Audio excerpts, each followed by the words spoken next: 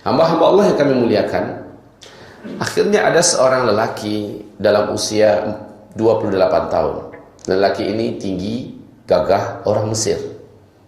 Dan dia dekat kepada saya, lalu berkata, mula-mula dia panggil saya Sayyid, ya Sayyidi. Apa yang kau lakukan pada bapak itu? Saya katakan, saya meruqyahnya dengan ayat Allah dan dengan doa-doa Nabi. Lalu beliau berkata, apakah ruqyah ini bisa menghilangkan sebuah kecanduan yang saya sudah benci? Apa kecanduan kamu? Saya tanya. Saya sangat candu dengan rokok. Dan saya benci dengan rokok. Tapi saya tidak bisa melepaskannya. Dia mengatakan, saya datang dari Mesir kemari untuk mengumpulkan uang. Saya mau menikah. Mungkin Tuhan tidak percaya kalau di Mesir itu biaya nikah sangatlah mahal. Maharnya tinggi. Dia nggak tahu kalau saya juga dari alumni Mesir, Al-Azhar. Lalu saya katakan kepadanya, terus gimana? Saya datang kemari untuk cari uang. Niat saya mengumpulkan mahar dan saya ingin menikah. Tetapi bagaimana uang akan terkumpul? Hari demi hari seluruh uang gaji saya habis oleh rokok. Saya baru bisa berhenti merokok hanya ketika sedang tidur, ketika sedang sholat, ya. Bahkan makan pun rela saya telantarkan demi mempertahankan agar tetap saya bisa merokok. Jadi kayaknya nyambung aja terus rokoknya itu. Lalu dia berkata, demi Allah, saya sudah tidak sanggup lagi seperti ini berlama-lama.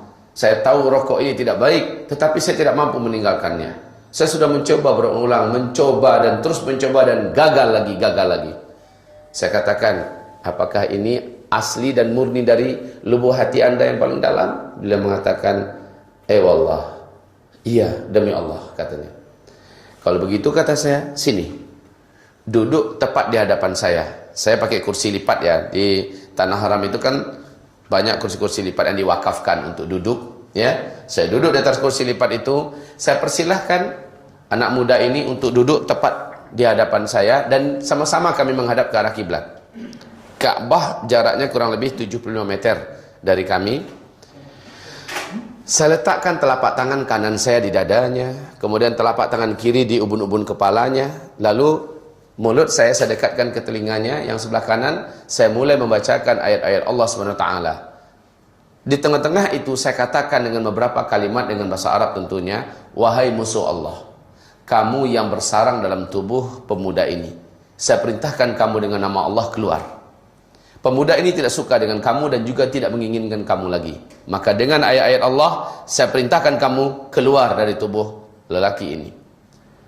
Suara saya pelankan agar tidak mengganggu orang-orang yang sedang tidur siang. Jadi ini kira-kira jam 2, jam setengah 3 ya. Ruqyah ini berlangsung tidak lama. Kalau saya tidak khilaf, paling-paling hanya 25-30 menit. Tidak lama. Penghujung ruqyah, telapak tangan saya yang ada di dadanya ini saya gedorkan di dadanya.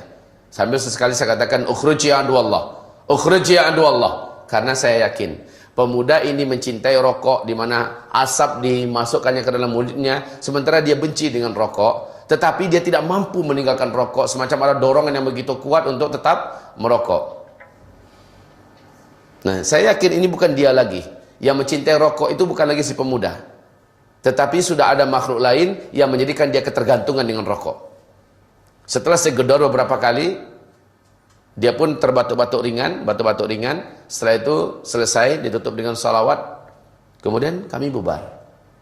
Waktu asar masuk.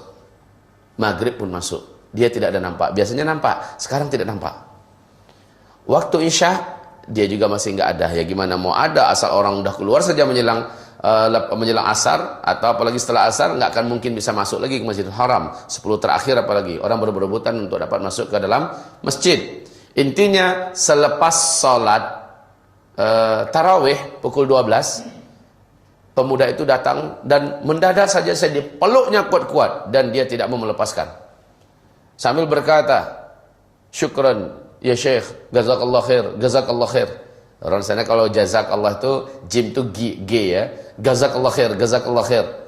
Dari Sayyid saya dipanggilnya Syekh, ya. Saya katakan, "Ada apa dengan engkau?" Dia berkata, "Demi Allah," katanya, "saya berbuka tadi aneh." Apanya yang aneh? Saya katakan. Biasanya saya berbuka langsung dengan rokok. Ya.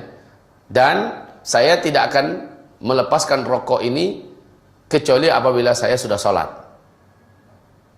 Jadi tadi katanya tidak terfikirkan sedikit pun oleh saya tentang rokok.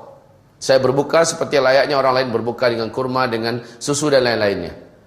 Yang kedua katanya, waktu maghrib ke isya, teman-teman saya mendekat sambil merokok. Dan saya merasa busuk dan jijik dengan bau asap rokok itu. Saya suruh mereka mendekat, menjauh dari saya.